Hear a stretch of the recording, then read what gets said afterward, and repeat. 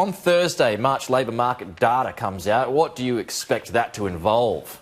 Yeah, it's really one of the first hard indicators of the economy since the coronavirus lockdown started. It's probably a little too early to see the jump in unemployment. Look, the market is expecting unemployment to go from 5.1% in February to around 5.5%, so not a dreadful number, but it's got to be remembered that the survey was conducted before we saw those queues around the Centrelink. So it'll be the first indication of a fall in jobs, almost inevitably, some increase in the unemployment rate, but the really big news will come in the months after, when I think the general consensus is expecting the unemployment rate to approach 10%. Yeah, I mean, perhaps even more than that, Stephen. What's your indication on that?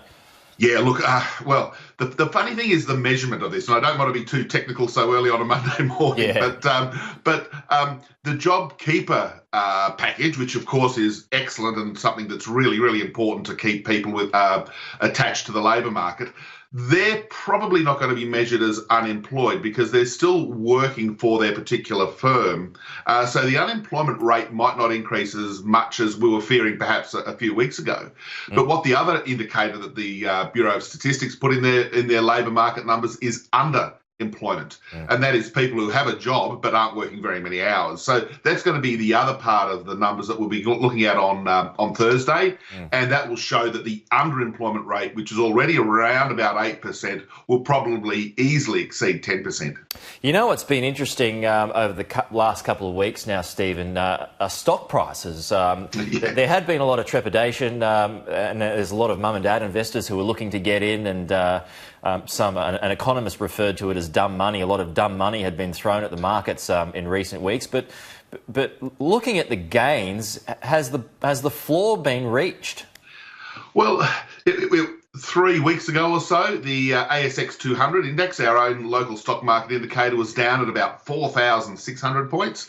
When we open up after the public holiday today, we're going to be around about 5,300 points. That's about a 15% rebound from that low point. And okay, we're still well down on where we were at the peak back in early February.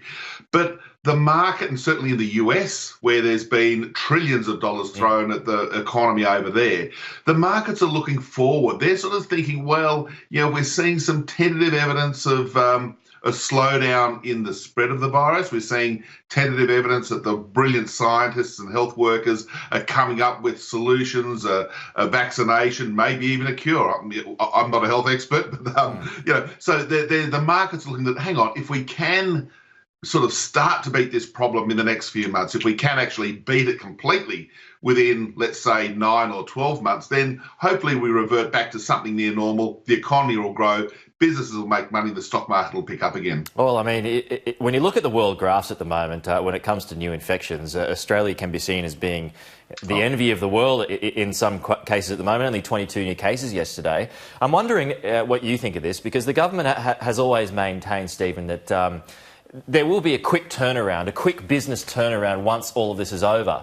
Do you think it will be quick, or do you think it will take time? I'm more on the side that it'll take time, because we're nervous. You just have to see what people are going through right now, being locked down at home, not being able to do much at all other than essential workers.